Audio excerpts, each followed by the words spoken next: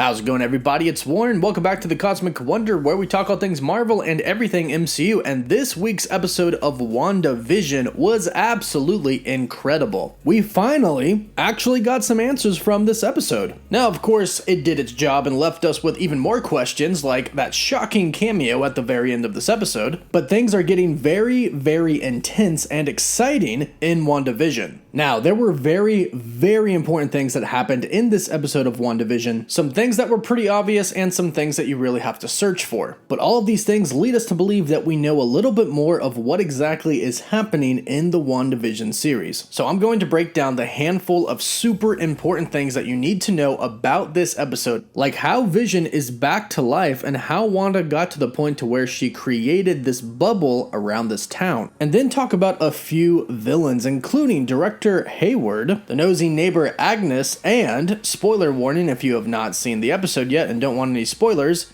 Quicksilver at the end. That's right, I think Quicksilver is actually going to be one of the villains of the show, and I'll break it all down right now. If you're new to the channel and you love Marvel, be sure to subscribe so you don't miss out on any of the latest videos. So this episode starts with Wanda and Vision both holding one twin in their hand. They're trying to get them to go to sleep, but they just won't. Now, it's very subtle, but Wanda asks Vision to go get the pacifier so she can attempt to use magic on the babies. She doesn't want Vision to see this. This becomes more apparent throughout the episode as Wanda wants to do things that Vision doesn't necessarily agree with. But her magic doesn't work. It doesn't put them to sleep, and in fact, it kind of does the opposite. It kind of makes them laugh a little bit. Now, this isn't the first time that we haven't seen Wanda's magic work. In episode 3, when she actually had the babies, there was a stork that came in and her magic didn't work on the stork. This implies that the stork and the twins could actually be from a different source of magic. A stronger source, which is why her magic doesn't work. Wanda would go on to say, or we could possibly need help taking care of the twins, and of course, right as she says that, right on cue, here comes the nosy neighbor, Agnes. She rings the doorbell and Vision goes, oh, and he runs to grab a pillow to hide his face because he wasn't transformed into a human yet. He hides his face behind a couch pillow, transforms his face to look like a human, and says hello. Now, I think everybody has figured out by now that Agnes isn't just another normal person inside this town that Wanda has under her spell. Agnes clearly knows what is happening, and it's actually pretty revealing in the first scene here. She said that she was on her way to Jazzercise, but she heard that the twins couldn't sleep. Vision is kind of suspicious, and he says, who told you that? And she actually gets a little bit taken back for a second and goes, but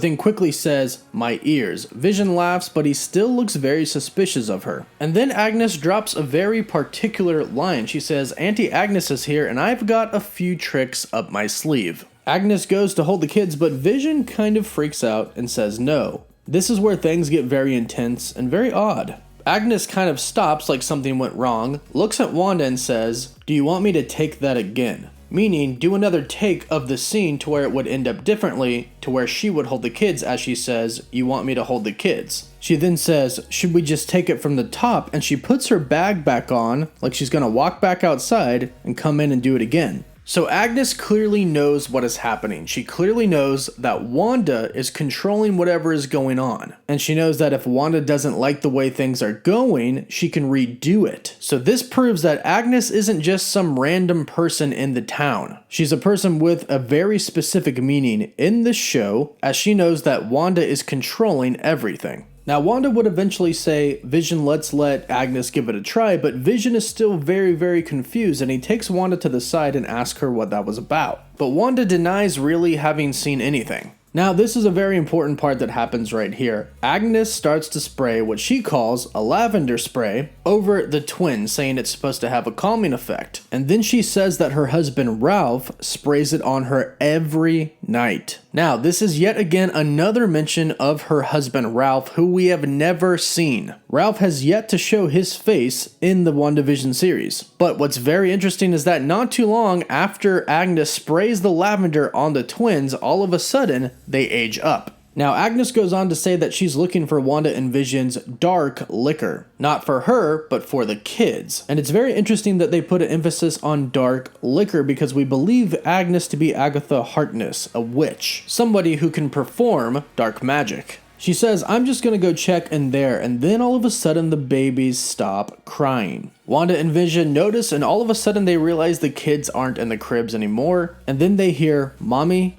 Daddy, and turn around to see that their twin boys are now grown a few years. And it's extremely shocking to not only Vision but Wanda as well, implying that she doesn't really have control over the twins. So could it have been the spray that Agnes put over them that could have caused this? More on that in a bit. But going back to Wanda's magic not being able to control the kids, this is hinted at again by Agnes. She says, "Kids can't control them no matter how hard you try." And then Wanda and Vision seem to just accept the fact that their kids are now grown up, and they go and embrace them in their arms. We then cut to a very 80s sitcom opening, and the whole entire time the music and what we're being shown in the beginning leads us to believe that Wanda is controlling everything. But the absolute best part of this intro is seeing a baby Vision. It's absolutely adorable and hilarious. Now, one thing it does reveal in the intro is the age of the twins. We see them celebrating a birthday, and on the cake are the numbers 1 through 5, meaning they are 5 years old. The intro ends and we pick up where we left off last episode with Monica Rambeau. Now, there's a very, very hidden part in this scene that is very important. Director Hayward is talking to Monica as she's being examined. He asks, "What's the first thing you remember?" And she says, "Pain. The pain of being pulled into the town through the energy barrier." She then says she heard Wanda's voice, and this is most likely her putting a spell over her. Then she says, "There was this feeling keeping me down, this hopeless feeling." And then she says it was grief. Now, during this time, there is very, very quickly, less than half of a second, an image of Wanda crying shown. In this image that is very quickly shown, Wanda is clearly crying and grieving. But if you look at the background of this image, it does appear to be Westview. However, this appears to be before she took the town hostage. Now, as we learn in an upcoming scene, Wanda found Vision's body that Sword had, and she put it back together and recreated him. However, I think this is in between. I think she went and gathered all of the body parts for Vision, took them, and when she was around Westview, had a mental breakdown and kind of just exploded, creating this bubble around this town where her magic controls everybody, or so we're believed to think. Again, more on that later on. But this next scene is also very important. Monica gets off the table, she is cleared, and then Jimmy Woo and Darcy come in. The nurse says that she's going to need to do the tests again because they're blank. She then says she's going to need to take more blood as well. Now, for those of you who do not know, Monica Rambeau in the comics actually has superpowers, and she's known as the hero Spectrum. And for a while, she even held the title of Captain Marvel. But in the comics, she was exposed to a ton of extra dimensional energy, giving her powers. She gains the ability of appearance alteration, superhuman speed, strength,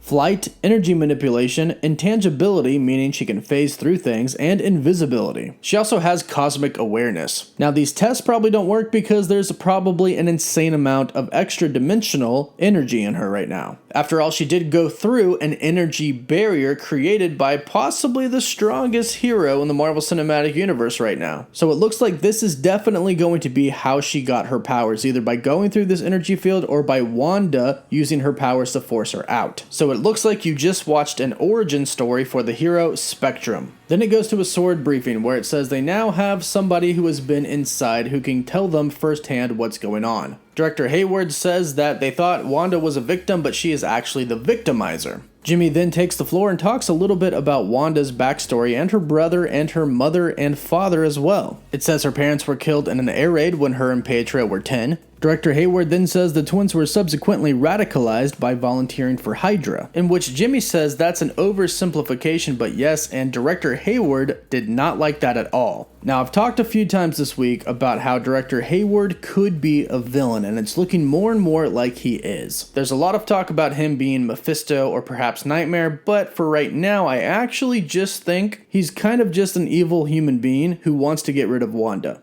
Jimmy says the Mind Stone gave Wanda her powers, and Hayward says back up a minute. And we get the biggest tease of all time from Marvel. Hayward says, doesn't Maximoff have an alias or a funny nickname of some sort? Of course, he is referring to her name of the Scarlet Witch, something that we have been told she is actually going to be called in this series. However, they didn't give it to us in this episode, but we were so close. Jimmy says no, she didn't have one single nickname like that. Agent Hayward then says she fought against the Avengers, but then Jimmy says yes right before joining them and helping them save the world. And we find out that Jimmy's just a great guy who doesn't like speaking ill about anybody. Director Hayward then goes on to say that Wanda is now a terrorist. Monica Rambeau goes on to defend Wanda, saying she's not a terrorist, but Hayward brings out some records stating that Monica said, "The experience inside the energy bubble with Wanda was excruciating, terrifying, and a violation." The two argue about whether Wanda is a terrorist or not, but Monica believes that Wanda is still good. She believes that she took the town hostage, but then put her own barrier up to keep it from spreading. This is more evidence that Wanda had some sort of a mental breakdown and kind of exploded. But it appears that she caught it and contained it. And then we finally get an answer as to how Vision is actually alive. Director Hayward says that he received permission to show a certain surveillance video to his squad. The video is of a sword facility where Vision's body was being held. And it really wasn't being held, it was being experimented on. If we take a look at the surveillance footage, we can see that Vision is completely torn apart. All of his appendages are separated from his torso, both legs, both arms, and his head. And as Director Hayward states, Wanda breaks into the facility, takes the parts of Vision's body, and resurrects him. Now, something to note here, the footage doesn't actually show Wanda taking his body. It doesn't show her resurrecting him either. This is all based off of what Director Hayward has been saying, and it's very clear from this episode that he does not like Wanda. He thinks she's a terrorist, and will probably say anything to make her look like the bad guy. So although this does appear to be what happened with Wanda and Vision in his resurrection, there is a chance that he could be lying. Now, Jimmy says that it is against the Sokovia Accords for Wanda to actually do that. Hayward says it was also against Vision's will, and Jimmy says Vision did not want to be made into a weapon. Now, we can assume what Vision was referring to was that he did not want to be turned into Ultron, given the fact that he was kind of supposed to be Ultron. But SWORD was experimenting on him as well. They could have been trying to weaponize him and his technology themselves, and we've heard Ultron's name dropped a couple of times in the Wandavision series, and depending on what happens, we could see the resurrection of Ultron in the Marvel Cinematic Universe. Hayward pegs Wanda to be the villain and then dismisses the meeting. But then Jimmy asks a very important question after the meeting. How did she resurrect Vision without the Mind Stone? Well, based off of the very first WandaVision trailer that we got and some TV spots in between, we have seen the Mind Stone and we're pretty confident that this is actually footage of her trying to actually recreate the Mind Stone. And in this footage, it looks like there is an explosion, possibly her failing at creating it. And this could be what sent her over the edge, her having a mental breakdown of her not being able to revive Vision without the Mind Stone. Then Darcy asks the very important question, what happens when he learns the truth? We then go back into Wanda's reality for a very cute scene where Wanda's twin boys, who can now walk, and again are 5 years old, are washing a dog so they can present it to their mother and father as a clean dog so that they might keep it. Wanda comes in, discovers the dog, and the twins beg their mom for a chance to keep the puppy.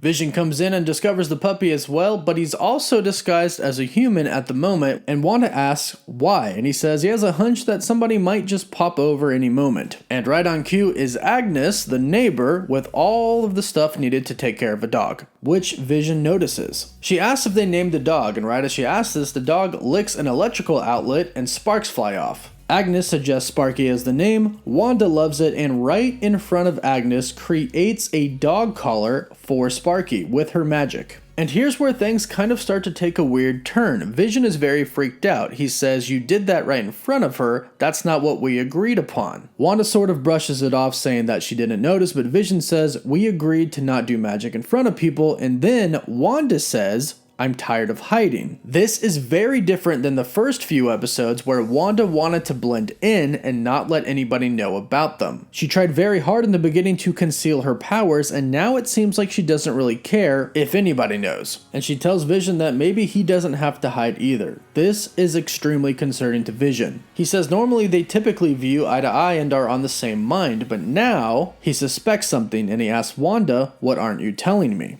But as things start to get intense, the twins ask if they can keep the dog. Wanda and Vision say they don't think they're ready to take care of a dog until they're at least 10 years old. The twins look at each other, smile, and then all of a sudden, age themselves to 10 years old, and this is extremely surprising to Wanda, proving that this wasn't her magic that aged them. Now, Agnes was in front of them the entire time. She literally watched them age up, and it didn't faze her at all. In fact, she made a joke stating that she hopes the dog doesn't actually age and stays the same age. Again, showing us that she's not actually under Wanda's spell. She plays a bigger role in this. We then go back to Monica Rambeau, Darcy, and Jimmy, who is the champion of the episode because he finally got Darcy the coffee that she's been wanting. I also think these two might get together, which I'm not unhappy about. I would actually like to see that. But Monica and Darcy are talking about a way to enter the energy field again. They've basically figured out a very scientific approach to getting inside this energy bubble. And she did mention photons, and that is actually a name that she carried at one point in time, and her mother was called Maria Photon Rambeau. So basically they discovered a very scientific way to enter the energy field, and Monica actually says that she knows an aerospace engineer who would be up for the challenge. Now, this is a very specific reference. Now, I believe this could be a setup for Reed Richards of the Fantastic Four. In Disney's Investor Day, Kevin Feige, the president of Marvel Studios, came out and said that they are currently right now working on a Fantastic Four feature. They also revealed the official logo for the Fantastic Four film that is going to be coming. This means they have their actors that are going to be playing Reed Richards, Sue Storm, Johnny Storm, and Ben Grimm. And Reed Richards is the smartest man on Earth in the Marvel Universe, smarter than Tony Stark, Bruce Banner, anybody. And he's considered to be a master of all sciences. But as we know, he built the Marvel One, which was a spaceship to take him and the Fantastic Four into space. That is definitely aerospace engineering. So is Monica talking about Reed Richards? It appears that it could be so, and Reed Richards could be this awesome cameo that we've been hearing about, that Paul Bettany's been talking about, and Elizabeth Olsen has been talking about as well. And we know that the Fantastic Four are coming to the MCU relatively soon. So this could be the first mention of the Fantastic Four in the Marvel Cinematic Universe. Now the next part is very important. Jimmy Woo asks if they have identified the twins, the infant twins and the grown-up twins. He thinks they're actors, but Monica tells him they're not. They're actually Wanda's kids, and they actually are aging this fast. And the reason that this is extremely important is it shows that Wanda can actually create life. Yes, so far she has taken over people, but she actually created her twin boys. And when this energy field is gone, I believe they will still be there, meaning that she can take people from one reality and bring them into another, which I think is going to play a huge part down the road. And something cool mentioned is that we kind of get a confirmation that Wanda would have killed Thanos if he wouldn't initiated a blitz. So Wanda is indeed insanely strong, probably the most powerful being on planet Earth at this point.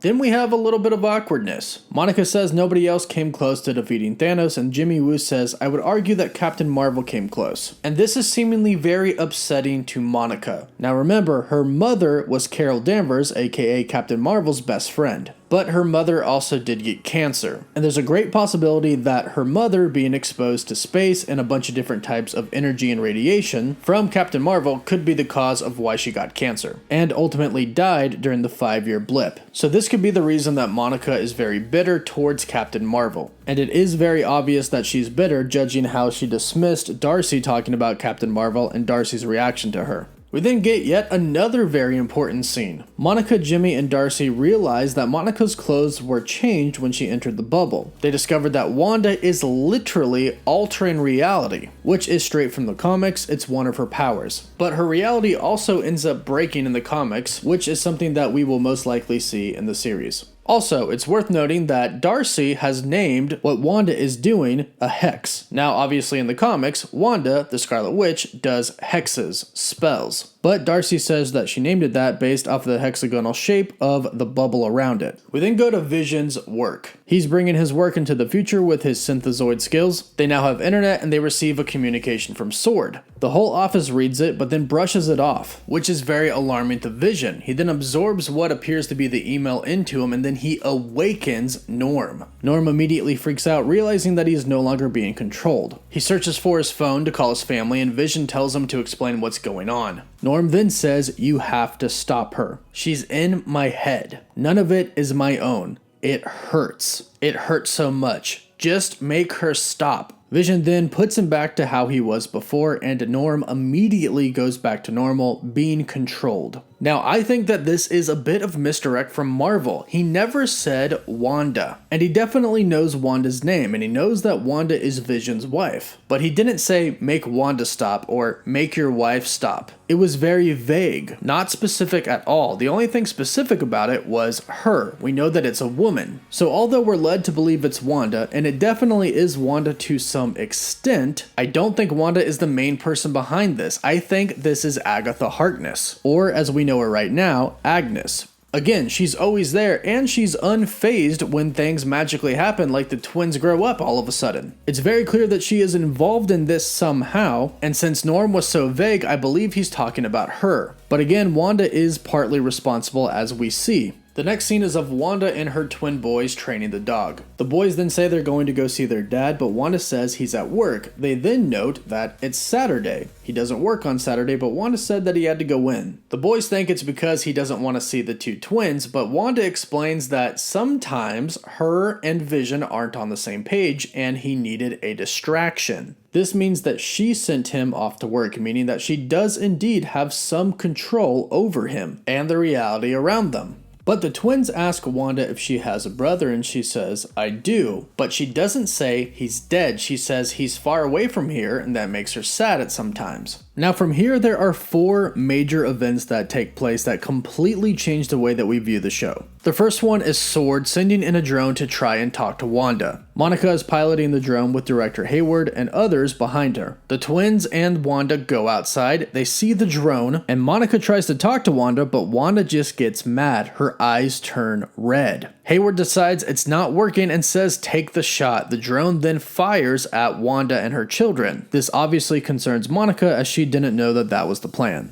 Then they go to the perimeter where Wanda actually walks out of the energy bubble dressed in her Scarlet Witch outfit, holding the drone in her hand. She throws the drone at all the Sword agents that are surrounding her and says, "Is this yours?" Hayward says it was a precaution, you can't blame us, and she says, "This is your only warning. Stay out of my home." Monica then steps in and says, "You are the one in control of the town," in which Wanda looks at her and says, "You're still here," and brings out some magic in her hand like she's about to attack her. Monica then tries to tap into the goodness of Wanda. She says Wanda brought her into the reality, let her help her give birth, and she's a telepath, meaning she can read people's minds. So she knows that Monica wants to help and says, "Let me help." But Wanda says, "What could you possibly give me?" Monica says, "What do you want?" And Wanda says, "I have what I want, and nobody will ever take it from me again." She then controls all of the Sword soldiers and turns them on Hayward. She walks towards the energy field and looks like she puts a hex on the energy field, probably making it even harder for people to get through. We then cut to a commercial for Lagos, where it says, "Lagos for when you make a mess but didn't mean to." Now, this is a callback to Captain America Civil War in Lagos, where Wanda ended up killing a bunch of people with that explosion, but she didn't mean to, she was just trying to save Captain America. The next important scene is Sparky has gone missing. The twins and Wanda are looking for him, and the mailman makes a very interesting comment. When talking about the missing dog, he says, "Don't worry, I'm sure he'll come up. Your mom won't let him get too far." It would appear that the mailman kind of knows who Wanda is, that she's kind of controlling everything, but Wanda doesn't even think about it and keeps looking for the dog.